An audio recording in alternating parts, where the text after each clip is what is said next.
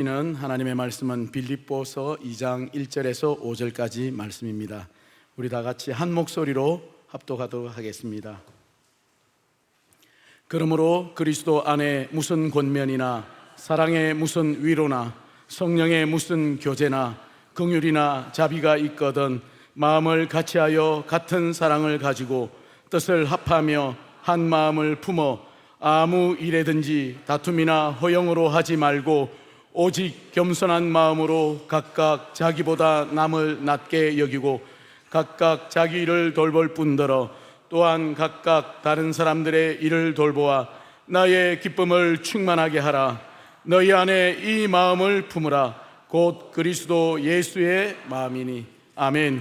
담임 목사님 나오셔서 말씀 전하시겠습니다. 할렐루야. 지난 한 주간도 주의 은혜 가운데 강건하셨습니까? 옆에 있는 분에게 잠깐 얼굴 보시면서 인사하실 때 지난 한 주간도 복 받으셨죠? 이렇게 인사하세요. 지난 주간도 복 받으셨죠?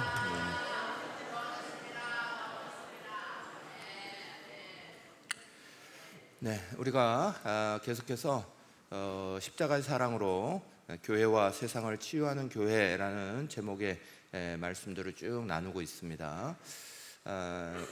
지난주에는 이제 하나님의 사람답게라는 말씀을 같이 나누었죠. 우리가 이제 교회와 또 세상에 치유하는 역할들을 이렇게 잘 감당하고 나아가려면 주님이 우리에게 명하신 대로 우리는 하나님의 사람으로 부르신 그 자리를 놓치면 안 됩니다. 하나님의 사람은 피할 거 피하고 해야 될 걸 해야 되는 거죠. 우리가 붙잡아야 될 거 온전하게 잘 붙잡고 우리가 붙잡지 말아야 될 것을 붙잡지 말아야 되는 것들이 우리 속에 일어나야 합니다. 우리를 하나님의 사람이라 칭하신 분은 하나님이시고 또 그 하나님이 우리 가운데 함께 하시는 그 은혜로 우리는 하나님의 사람답게 살아갈 수 있는 은혜가 우리 안에 있는 겁니다.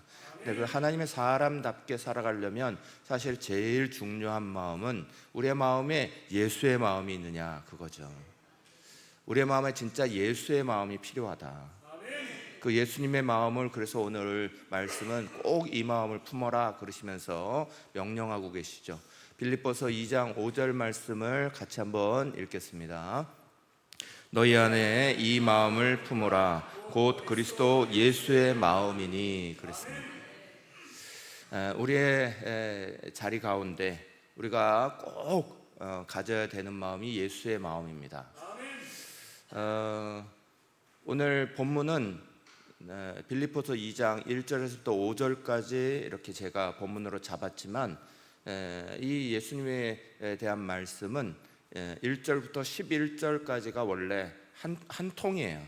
그런데 그것의 뒷부분은 예수의 마음이 어떠신 건가 거기에 대해서 말씀을 하고 있는 거고 2장 5절 앞부분에는 그 예수의 마음을 가지고 이렇게 실천해라 이게 써 있는 거예요. 저는 오늘 설교의 중요한 포인트를 예수의 마음을 아는 것에 두는 게 아니라 그 예수의 마음을 가지고 살아가는 우리들에게 포인트를 두고 있는 거예요.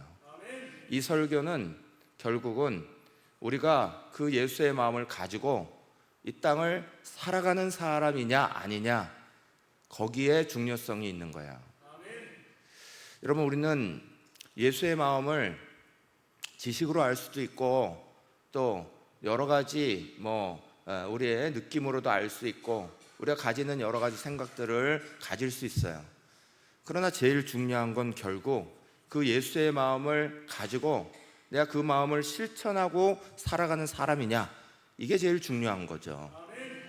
아무리 내가 예수의 마음을 알고 예수님이 이렇게 하셨어 예수님이 이런 분이야 라는 사실을 아무리 알아도 내 삶 가운데 그 예수의 마음이 드러나고 그 예수의 마음으로 우리가 실천되고 있는 자리들이 나타나지 않으면 결국은 그 예수의 마음이 내 안에 없다는 거죠. 여러분 지식으로 아는 게 중요한 게 아니라 예수의 마음은 실천으로 아는 거예요. 우리가 이렇게 살아가는 것 속에서 예수의 마음이 나타나는 거예요. 오늘 6절에서부터 11절까지의 말씀은 그 예수님의 마음이 어떤 것이냐 하는 것들을 모델 삼아 우리 가운데 말씀하셨는데, 먼저 6절 7절은 이렇게 말씀이 되어 있죠. 그는 근본 하나님의 본체시나 하나님과 동등됨으로 취할 것으로 여기지 아니하시고 오히려 자기를 비워 종의 형체를 가지사 사람들과 같이 되셨고. 아멘. 이 말씀의 가장 중요한 포인트는 원래 예수님은 하나님하고 같은 분이다 이거죠. 그런데 그 하나님하고 같은 그분이 자신의 권리를 다 쓰지 않으셨다는 거예요. 하나님처럼 행동하지 않으셨다는 거예요. 하나님처럼 높은 보좌에만 머물지 않으셨다는 거예요.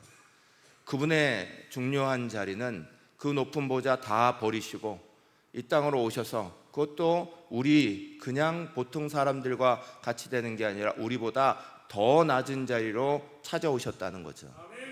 그분의 가장 중요한 예수의 마음은 낮아짐에 있는 거죠. 예수는 내가 어떤 모습이다 라고 말씀하신 게 아니라 그걸 우리 가운데 실제로 낮아짐으로 가르쳐 주신 거죠. 저는 목사로 살아갈 때 가장 어렵고 힘든 일이 바로 이겁니다. 내가 예수님 닮아서 계속 이 낮아짐의 싸움을 할 수 있느냐, 결국 그게 제일 어렵다고 저는 생각해요. 우리가 그리스도인으로 살아갈 때 내가 계속 낮아짐을 쫓아갈 수 있느냐, 계속 낮아짐을 향해서 갈 수 있느냐, 그게 우리의 싸움이죠. 우리의 씨름이죠. 예수님이 이 땅에 오실 때부터 어떻게 오셨습니까? 높고 높은 하늘 보좌 버리신 거는 둘째치고 왕궁으로 오시지도 않았습니다. 특별한 귀족 집안에 태어나시지도 않았습니다. 그분은 그냥 작은 마을로 오셨습니다. 그리고 그곳에서 그분은 세상에 사람들이 먹는 떡이 되어 주려고 베들레헴이라는 떡집이라는 집에 오신 거예요. 그리고 그분이 이 땅에 오신 건 낮아도 그냥 낮은 게 아니라 모든 사람들의 사람의 자리보다 더 낮은 말 구유에, 말 먹이통에 그분이 오셨죠. 그분의 낮아짐은 우리가 도저히 생각할 수 없는 그런 자리로 계속해서 낮아지셨습니다. 예수님이 이 땅에서 사역하시는 동안 그 사역의 장소가 어디셨습니까? 예루살렘이었나요? 아니요. 예루살렘은 예수님이 나중에 십자가 지러만 올라가신 자리예요. 그 당시 사람들은 다 예루살렘 잘 사는 곳을 향해 바라보고 살았습니다. 예루살렘은 높은 산 위에 있고요. 그리고 갈릴리는 저 낮은 땅에 있습니다. 그래서 이스라엘은 자연스럽게 빈부격차에 따라, 계층에 따라 사는 위치가 결정됩니다. 높은 사람은 다 예루살렘에 삽니다. 살만한 사람은 다 예루살렘에 삽니다. 그러나 예수님이 사역하셨던 자리는 예루살렘이 아닙니다.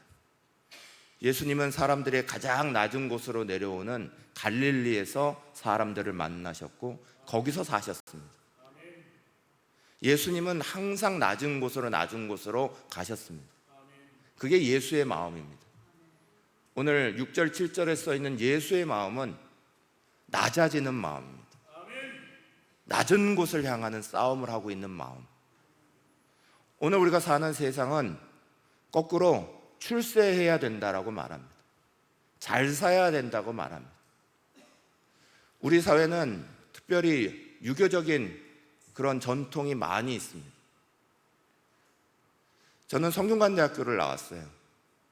성균관대학교에서는 1학년 교양 과목으로 마치 기독교 재단들이 만들어 놓으면 성경 과목을 한두 시간 채플 참석하는 거 꼭 가르치듯이 성균관대학교는 1학년 필수 교양 과목으로 유학을 가르칩니다. 저도 그때 1학년 때 처음 들어가서 유학이라는 게 뭔지를 배웠어요. 그러고 나서 한참 많은 고민들을 했습니다. 유학의 가장 중요한 포인트 중에 하나는 출세해랍니다. 출세가 효도하는 길입니다. 출세가 다른 사람을 돕는 길입니다. 출세가 나라를 살리는 길입니다. 그래서 출세가 굉장히 중요한 겁니다. 열심히 하고 최선을 다해서 출세하라는 겁니다. 그 가치관으로 오늘 우리의 사회는 출세 지향적인 사회가 여전히 존재합니다. 우리 아이가 좋은 대학을 조금 못 가면 큰일 납니다. 우리 아이가 고등학교에서 대학을 진학을 안 하려고 하고 자기 길을 찾아가려고 하면 큰일 납니다. 우리는 출세해야 되니까, 세상 사람들보다 훨씬 높이 살아야 되니까, 그걸 우리는 굉장히 중요하게 여깁니다. 그래서 오죽했으면 공자가 죽어야 나라가 산다, 이런 책이 나왔습니다. 여러분, 세상의 자리들은 다 높은 곳을 향해 나아가게 만듭니다. 올라가라 올라가라 이렇게 요구합니다. 올라가면 박수 받습니다. 올라가면 잘했다 얘기합니다. 그런데 예수님의 길이 그러셨나요? 예수님의 길은 내려가신 길입니다. 예수님은 끊임없이 자기를 낮추셨습니다. 높은 자리를 가질 수 있는 자격이 충분히 되셨어도 낮아지셨습니다. 사람들이 높일 때도 항상 낮아지셨습니다. 그랬더니 빌립보서 2장 9절에서 11절은 이렇게 말하죠. 이러므로 하나님이 그를 지극히 높여 모든 이름 위에 뛰어난 이름을 주사 하늘에 있는 자들과 땅에 있는 자들과 땅 아래에 있는 자들로 모든 무릎을 예수의 이름에 꿇게 하시고 모든 입으로 예수 그리스도를 주라 시인하여 하나님 아버지 앞에 영광을 돌리게 하셨느니라. 아멘. 이건 누가 하셨다고요? 이건 예수가 하신가요? 아니요. 이렇게 모든 사람 앞에 영광을 받게 하신 분은 하나님이시라는 거예요. 예수님이 가셨던 길은 위가 아니라 내려가는 길이었어요. 낮아지는 거였어요. 끊임없이 낮아지시니까 하나님이 그를 높이셨다라고 말씀하고 있는 거예요. 여러분, 오늘 우리의 자리는 어디를 향해 가십니까? 사람이 이 땅을 사는데 제일 중요한 것 하나가 복 받는 겁니다. 결국은 우리의 인생에 이렇게 열심히 저렇게 열심히 해도 결국 하나님이 복의 근원이시고 복의 근원이신 그 하나님이 우리의 인생에 복을 주셔야 우리의 살 길이 펼쳐지게 되는 거죠. 그 하나님이 우리에게 복을 주셔야 우리의 삶에 놀라운 은혜가 펼쳐지는 거죠. 하나님의 복을 도대체 누가 받느냐는 거예요. 하나님의 복을 받는 사람은 결국 하나님의 사람, 하나님의 예수 그리스도의 마음을 가진 하나님의 사람이에요.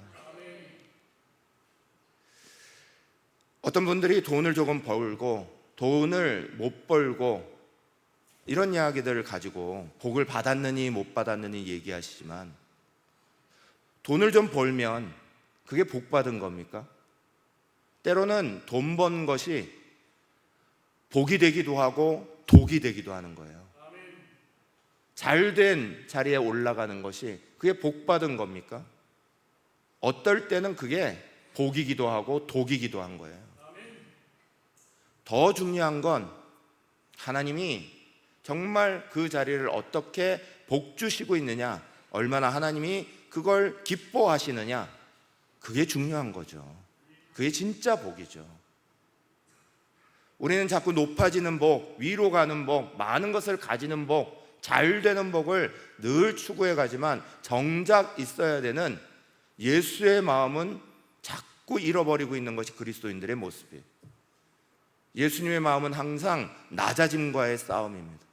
그래서 제가 처음에 말씀드린 거예요. 제가 목사여도 제일 큰 싸움은, 제일 어려운 건 결국 낮아지는 마음이라고. 계속 낮아질러 싸우는 거예요. 그래야 하나님이 우리의 삶에 복을 주셔도 복을 주는 거예요. 삼국지라는 유명한 책에 많은 에피소드들이 나오는데 그 중에 이런 문구가 있어요. 지자, 막여, 복자라는 문구가 있습니다. 지자, 막여, 복자. 라는 이 말은 조조가 한 말이에요. 장비의 군대가 조조군과 싸우게 됐습니다. 그런데 조조가 정말 싸움을 잘해서 장비의 군대를 완전히 괴멸시키고 있었어요. 다 지게 돼서 장비가 군대를 막 쫓겨서, 조조의 군대에 쫓겨서 막 도망가고 있었습니다. 그런데 앞에 수풀이 쫙 보였어요. 거기에 숨어 들어가면 우리를 찾을 수 없겠다 생각으로 장비가 군사들을 데리고 그 수풀 속으로 막 들어갔습니다. 그랬더니 조조가 씩 웃었어요. 왜냐하면 우리는 완전하게 이겼다 이거예요. 그래서 그 숲을 완전히 둘러싸버리고요, 그러고 나서 뭐 했냐? 화공, 불질러 버리는 거예요. 그 숲을 완전히 둘러싸고 있으니까 숲에다가 불만 지르면 이제는 장비 군대는 한 명도 살아남지 못한다, 완전히 이겼다. 그러면서 불을 지르려고 그랬습니다. 불을 땡겨서 불을 막 놨는데, 근데 희한한 일이 벌어집니다. 그때 하늘에 먹구름이 막 몰려들더니 갑자기 장대 같은 소낙비가 쏟아졌습니다. 불이 다 꺼져버렸어요. 그러고는 장비 군대는 유유히 도망가 버렸어요. 그걸 보고는 조조가 이렇게 말한 거예요. 지자, 막여, 복자. 다시 말하면 아무리 지략이 뛰어나도, 아무리 지혜가 뛰어난 사람이라도 복받은 사람 앞에서는 아무것도 아니다, 이 말이에요. 아무리 내가 열심을 이렇게 저렇게 하려고 해도 하늘이 복을 내린 사람한테는 내가 어떻게 할 수 없다, 이 말이에요. 하늘이 복을 내려야 우리의 삶에 문이 열리는 거죠. 우리가 노력하고 우리가 최선을 다하는 거 중요하죠. 그러나 더 중요한 건 정말 하나님이 우리의 인생에 복을 내릴 수 있도록 우리는 준비하냐, 그런 거죠. 하나님이 어떤 사람에게 복을 내리냐? 너무 간단한 거예요. 하나님의 사람으로, 예수의 마음 가지고 있는 사람, 이 마음을 가졌던 사람이, 대표적인 사람이 다윗이죠. 그래서 사도행전 13장 22절에는 이렇게 말씀이 써있어요. 패하시고 다윗을 왕으로 세우시고 증언하여 이르시되 내가 이새의 아들 다윗을 만나니 내 마음에 맞는 사람이라 내 뜻을 다 이루리라 하시더니 그랬습니다. 하나님이 사울왕을 패해버리시고 다윗을 왕으로 세우시면서 얼마나 기뻐하셨는지, 내 마음에 맞는 사람이다 하시면서 이 사람을 통해 내가 하나님의 뜻을, 내 뜻을 다 이루겠다, 복을 주겠다, 그렇게 얘기하신 거예요. 여러분, 근데 다윗이 어떤 사람입니까? 다윗은 처음 사무엘이 와서 왕제가 누가 될 거냐 다 따질 때도 그 8 형들이 그 앞에서 다 나는 이렇게 잘났습니다, 이렇게 멋진 사람입니다, 그거 뽐낼 때 그 자리도 있지도 않았던 사람입니다. 오히려 저 들판에 나가서 거기서 양치는 일에 몰두했던 사람이 다윗입니다. 다윗이 승승장구할 때 칼 들고 나가서 적과 싸우면 수천 명의 사람을 죽였습니다. 그래서 사람들이 노래했어요. 사울은 천천히요, 다윗은 만만이다 그랬습니다. 사울이 쳐서 이긴 군대는 천천히지만 다윗은 만만을 이겼다, 이렇게 노래 불렀습니다. 그런데 그 노래를 부를 때 다윗이 뭐 했는 줄 아십니까? 뻐겼나요? 대단하다고 생각했나요? 아니요. 다시 왕궁으로 들어가서 사울왕 앞에서 사울이 머리 아픈 거, 사울이 거기에 머리가 아파서 막 그럴 때 옆에서 하프 틀어줬습니다. 하프 연주해 주면서 그 머리 아픈 거 나으라고 옆에서 노래 불러주고 마음 편안하게 해줬던 사람. 밖에 나가서 사람들은 막 높여서 칭송하고 있는데 자기는 정작 사울왕 앞에 가서 노래 불러주는 자리를 지켰던 사람, 이게 다윗입니다. 여러분, 다윗도 실수 많이 했죠. 완벽한 사람 아니죠. 잘못하죠. 그럼에도 불구하고 성경이 왜 하나님이 다윗을 귀한 사람이라고 청해 주신지 아십니까? 높은 자리를 향하지 아니하고요, 그 마음이 낮은 자리를 향했던 사람이기 때문에 그런 거예요. 그게 신약에서 결국은 예수의 마음 가운데 분명히 드러나는 거예요. 사랑하는 여러분, 그 예수의 마음이 우리의 마음 속에 낮아진다, 더 내려간다, 이 마음이 어떻게 작용하는지를 말씀하고 있는 게 오늘 본문 빌립보서 2장 1절에서 4절이에요. 여기에 첫 번째 말씀은 우리 가운데 이렇게 말씀하는 거죠. 그러므로 그리스도 안에 무슨 권면이나 사랑의 무슨 위로나 성령의 무슨 교제나 긍휼이나 자비가 있거든 마음을 같이하여 같은 사랑을 가지고 뜻을 합하며 한 마음을 품어 그랬습니다. 여러분, 예수의 마음을 가지고 해야 되는 일이 있다는 거예요. 사랑할 수 있는 자리, 위로할 수 있는 자리, 성령이 함께 교제하는 자리, 이런 자리가 우리 가운데 쫙 펼쳐지거든. 그때에 마음을 같이 하고 같은 사랑을 가지고 뜻을 합하고 한 마음을 품어라. 이게 예수의 마음 실천하는 거라는 거예요. 제가 초두에도 말했지만 예수의 마음이 뭐냐를 아느냐가 중요한 게 아니에요. 예수의 마음이 낮아지는 것을 향하여 간다는 거, 십자가지로 가셨다는 거, 그거 모르는 그리스도인들은 아무도 없습니다. 그러나 정작 우리에게 필요한 건 그 예수의 마음 가지고 살아가는 거죠. 살아야 예수의 사람인 거예요. 예수의 마음을 가지고 있는 사람이죠. 그 예수의 마음을 가지고 해야 되는 일이 뭐냐?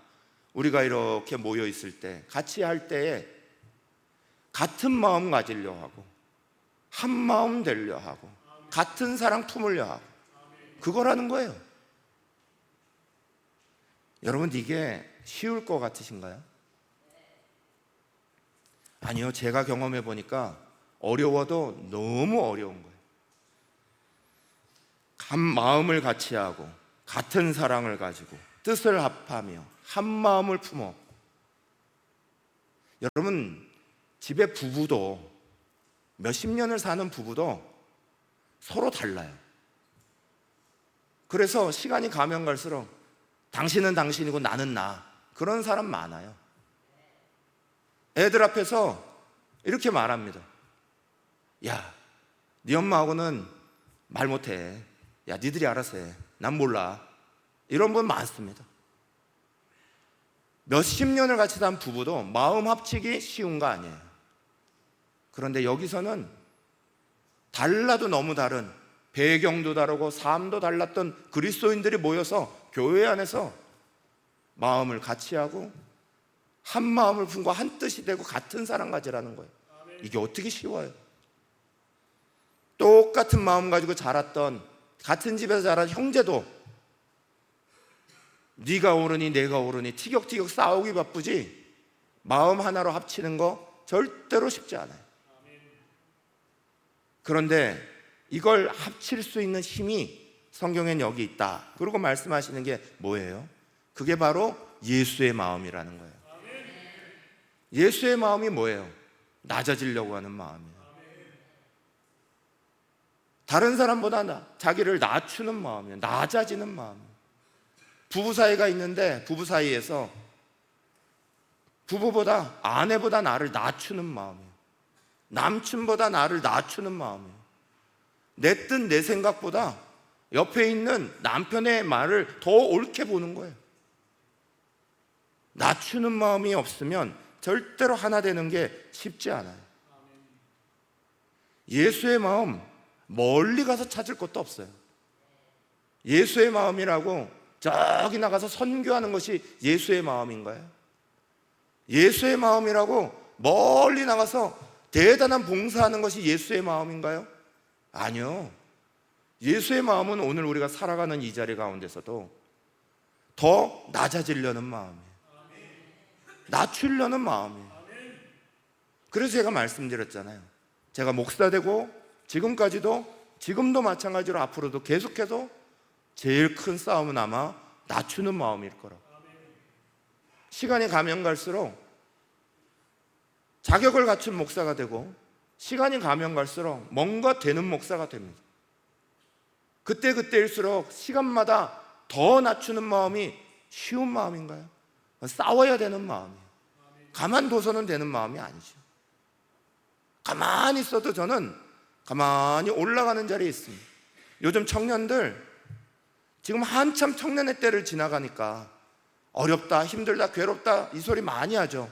그런데 여러분 그거 조금 버티고 나아가면 결혼하고 30대가 되고 40대가 되고 50대가 되면 될수록 내 주변에 내 말 듣는 사람이 점점 더 많아지지, 그거 가만히 있어도 옆에 사람들에게 존경받는 자리가 되고 높아지는 자리가 되지.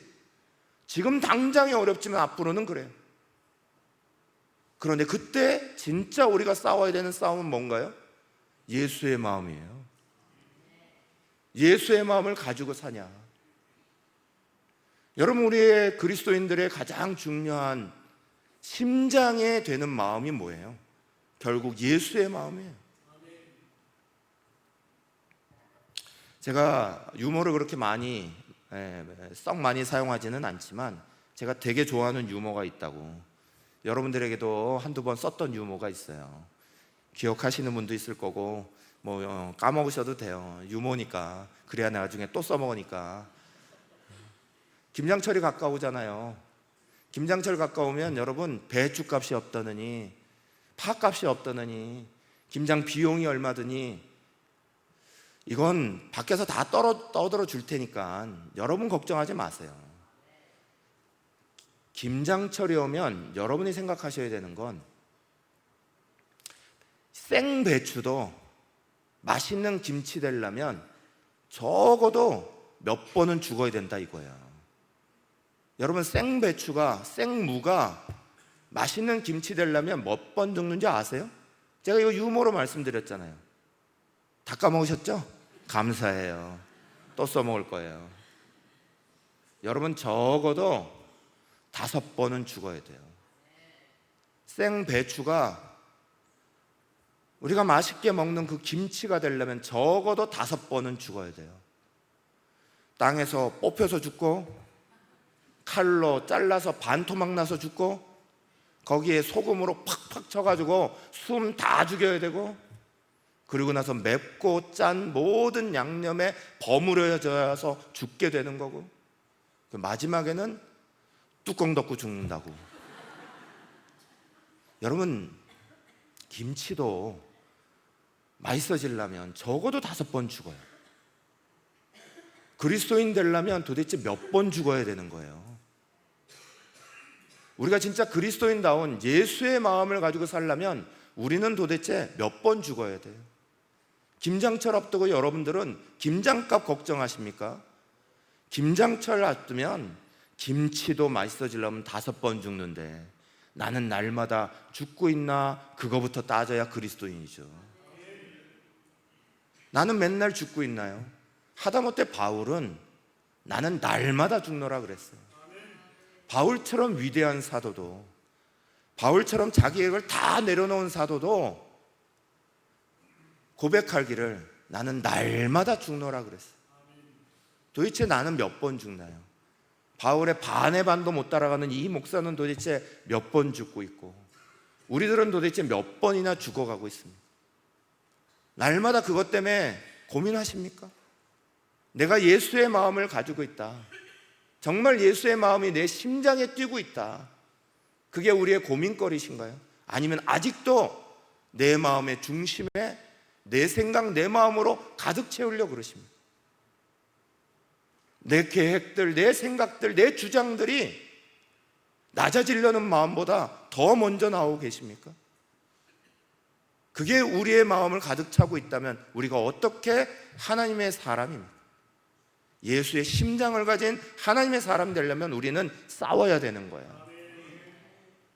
여러분, 오늘 교회도 세상도 다 아프고 이상하다는 거 우리 다 알고 있잖아요.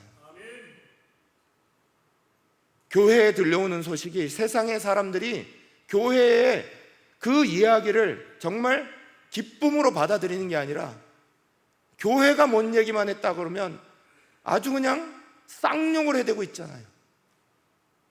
세상이 교회를 걱정하고 있잖아요. 교회가 이상해져 가고 있어요. 그리스도인들이 이상해져 가고 있어요. 그런데 우리는 그걸 아무렇지도 않게 생각한다고요? 왜 오늘 교회가 예수 그리스도의 모습을 따라간다는 교회가 그렇게 듣겠어요?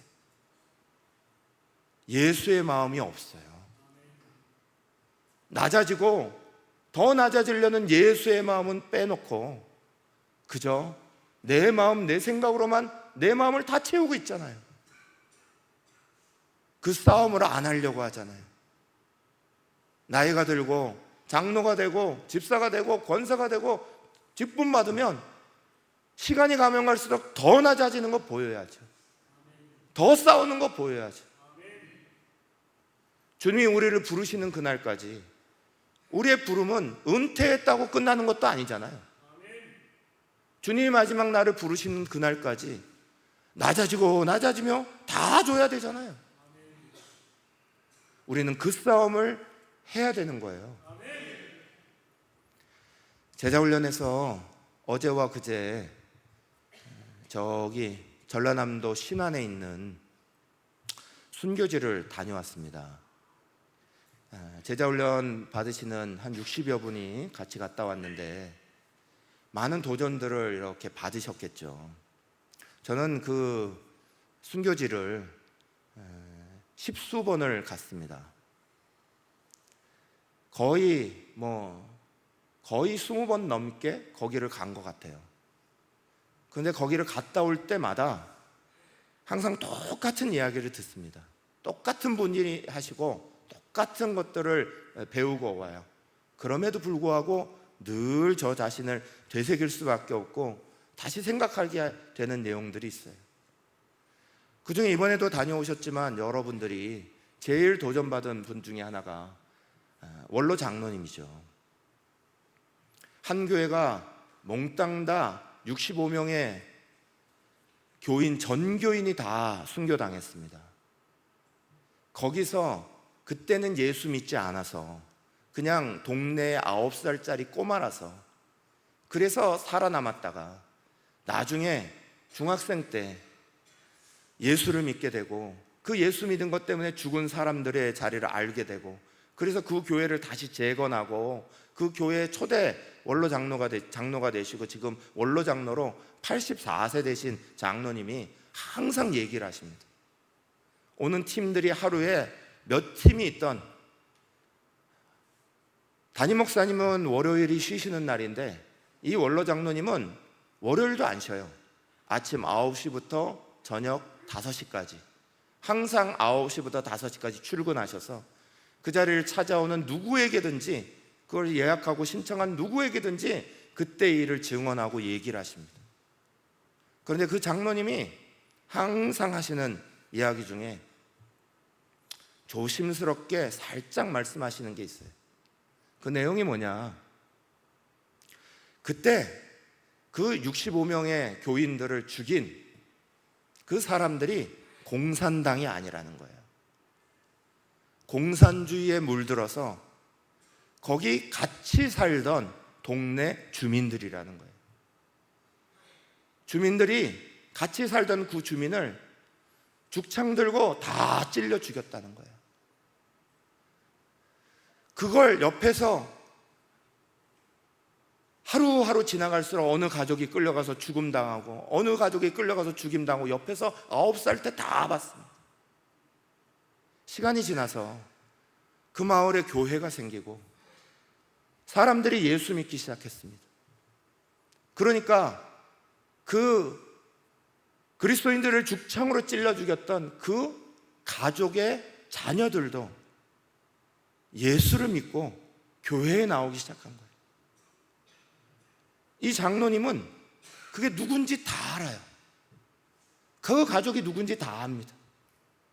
그런데 하나님이 얼마나 사랑이 크신지 그들을 다 받으셔서 예수 믿는 사람 다 되게 하시고 장로도 삼으시고 권사도 삼으시고 집사도 삼으시더라는 거예요.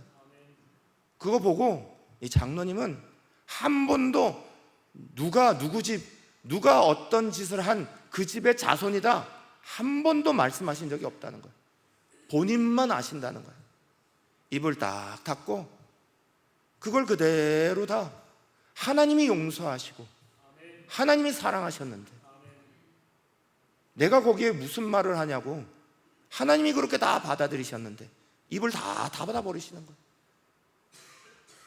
사랑하는 여러분, 우리는 그리스도인으로 살아가면서 다 다른 사람입니다. 이런 모습이 다르고 저런 모습이 다르고, 내 허물 생각 못하고 저 사람 허물이 보이고 저 사람 잘못했던 뒤에 행위가 보이고 다 보입니다. 그래서 뭘 같이 하려고 그러면 안 돼요. 같은 마음을 가지고 안 돼요. 같은 사랑을 가지고 안 돼요. 이래서 안 되고 저래서 안 되고 수많은 이유가 있다는 거예요. 수많은 이유들이 다 가로막는다는 거예요. 그래서 우리는 예수의 마음 말고 내 마음은 죽여야 되는 거예요. 하나님의 사람이 되려면 예수의 마음 가지지 않으면 하나님의 사람 될 수 없다는 거예요. 예수의 마음으로 녹여버리지 않으면, 예수의 마음으로 우리의 마음속에 버려버리고 버리지 않고 내 생각, 내 마음, 내가 가졌던 그 괴로움의 상처와 그런 마음들이 툭툭 튀어나와서 하나님은 용서하셨는데 나는 저 사람을 용서 못해요. 하나님을 합치게 만드셨는데 나는 저 사람을 합칠 수가 없다는 거예요. 이래서 안 돼, 저래서 안 돼. 여러분, 주님은 우리 가운데 정말 뭐가 필요한지를 말씀하세요. 우리가 이론으로 아는 게 중요한 게 아니에요. 내 마음에 예수의 마음을 가지고 있느냐, 이게 중요한 거죠. 내 마음속에 계속 올라오는 마음을 싸워야 되죠. 빌립보서 2장 3절 4절은 이렇게 말해요. 아무 일에든지 다툼이나 허용으로 하지 말고 오직 겸손한 마음으로 각각 자기보다 남을 낮게 여기고 각각 자기 일을 돌볼 뿐더러 또한 각각 다른 사람들의 일을 돌보아 나의 기쁨을 충만하게 하라 그러셨어요. 여러분, 여기에 말씀을 잘 보시면 굉장히 헷갈리는 말이 있습니다. 두 번째 줄에 저기 써 있는 건 각각 나보다, 자기보다 남을 낮게 여겨라 그랬습니다. 저 사람이 더 나은 사람이야 이렇게 생각하라는 거예요. 그런데 그 다음 줄에 보세요. 또한 각각 다른 사람의 일을 돌보아 그랬습니다. 낫기는 저 사람이 더 나은 사람인데 돌보는 건 누가 하라는 거예요? 나보고 하라는 거예요. 우리는 보통 그러잖아요. 좀 더 나으니까 저 사람이 나를 돌봐야지. 내가 좀 더 못하잖아. 나를 돌봐줘야 되는 거잖아. 말씀을 보세요. 이 상충하는 말이 부딪히고 있어요. 저 사람을 더 낮게 여기고 그러나 돌보는 자리는 내가 하라는 거예요. 예수의 마음이 뭐냐? 예수의 마음은 간단해요. 주님 말씀하신 대로 내 마음 죽이면 예수의 마음이 뭔지 다 떠오릅니다. 그런데 내 마음 죽이지 않으면 내 마음 그대로 떠오르고 내 감정대로, 내 생각대로, 내가 판단하는 대로 막 판단해버리면 저 사람 절대 용서 못하죠. 저 사람 절대 받아들이지 못하죠. 어떻게 저 사람하고 내가 같은 공간에서 같이 이런 걸 만든다고? 늘 이러죠. 예수의 마음이 중요한 거예요. 그래서 우리는 예수의 마음 갖고 살아야 되는 사람이에요. 어떤 할아버지가 손자를 교육하는데 이렇게 교육을 해요. 얘야, 네 마음에는 평생 살아가는 동안 두 가지 마음이 싸울 거야. 그 싸움이 얼마나 지독한지 마치 늑대 두 마리가 네 마음속에 싸우는 것 같을 거야. 한 마리 늑대는 아주 악한 늑대라 항상 네 마음속에 분노, 질투, 또 슬픔, 후회, 또 탐욕, 교만, 또 자기 연민, 죄의식, 열등감, 거짓, 허영심, 잘난 체 하는 마음, 이런 거를 계속 떠오르게 만들 거야. 그런데 또 한 마리 늑대는 참 선한 늑대라 기쁨, 평화, 사랑, 희망, 친절, 겸손, 동정심, 관대함, 불쌍히 여기는 마음, 이런 마음을 다 일으킬 거야. 네가 이 두 가지 마음이 맨날 싸우는 것 속에, 늑대 싸움 같은 것 속에 있게 될 거야 그랬어요. 그랬더니 손자가 할아버지한테 물어봐요. 할아버지, 그러면 내 마음 속에 어떤 늑대가 이겨요? 그랬어요. 여러분은 만약에 할아버지라면 어떤 늑대가 이긴다고 가르쳐주고 싶어요? 선한 늑대가 이긴다고 가르쳐주고 싶어요? 이 할아버지는 이렇게 말했습니다. 네가 먹이를 주는 늑대가 이긴단다 그랬어요. 네가 네 마음에 먹이를 주는 늑대가 이긴단다 그랬어요. 여러분, 우리의 마음 속에는 예수의 마음도 있고요, 여전히 세상 속에 있는 내 감정, 내 마음도 있는 거예요. 내 마음, 내 욕심, 내 자리가 예수의 마음보다 더 길들여지고 먹이를 맨날 얻어먹고 내 마음이, 내 생각이 더 크면 예수의 마음이 내 마음 속에 사라져버리는 거예요. 그러나 우리가 진정으로 예수의 마음을 키워내면 다른 먹이에다가 먹이 주지 아니하고 그 먹이는 죽이고 예수의 마음에, 낮아지려고 하는 마음에, 겸손하려고 하는 마음에, 주님으로 말미암아 위로받으려 하는 마음에, 그 마음에, 그 예수의 마음에 먹이를 주면 그것만 우리의 마음에 살아남게 되는 거예요. 사랑하는 여러분, 오늘 다시 한번 결단하고 기도하십시다. 여러분, 우리의 눈으로, 우리의 판단으로, 우리의 생각으로 세상을 바라보면요, 그러면 우리도 예수 믿는 사람인지 아닌 사람인지 구분할 수조차 없습니다. 우리는 예수의 사람으로 살아야 돼요. 예수의 마음을 가지려고 싸우는 거예요. 주님의 마음이 내 안에 들어오도록, 더 낮아지는 마음이 내 안에 들도록, 저 사람이 나보다 더 높은 사람이야 라고 생각하는 마음이 내 안에 들도록, 저 의견이 내 의견보다 더 좋은 의견이야 받아들일 수 있도록, 저 사람의 허물보다 내 허물이 훨씬 크니까 나는 아무것도 아니야 라고 생각할 수 있는 마음이 자라나도록, 여러분, 우리는 이 싸움을 해나가는 그리스도인들 되시기를 축원합니다. 이 시간에 같이 기도합시다. 하나님, 우리가 예수의 마음을 붙잡고 싸우게 하여 주시옵소서. 세상 살아가는 동안에 내 마음, 내 생각, 내가 가지고 있는 모든 경험, 지식, 내가 원하는 뜻, 이것들을 죽이지 못해서, 그것들을 날마다 죽이지 못해서 예수의 마음보다 그 마음이, 그 생각이 더 많이 떠오르고 있다면 주님, 그 싸움에서 지지 않도록 해주십시오. 나는 예수의 마음이 내 안에 자리 잡을 수 있도록 그 싸움을 하겠습니다. 예수의 마음, 그 낮아짐의 마음이 내 마음속에 중심으로 잡을 수 있도록 싸우겠습니다. 그런 신앙의 자리를 지켜내겠습니다.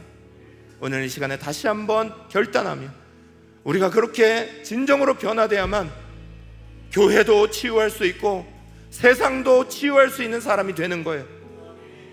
우리 조신조차도 예수의 마음을 품지 못하고 예수의 마음으로 가득 차지 못하고 여전히 내 마음, 내 생각으로 남을 판단하고 남을 받아들이지 못하고 남을 정죄하는 그 마음 가지고는 치유도 회복도 일어날 수 없는 거예요. 다시 한번 이 시간에 결단하며 기도하십시다.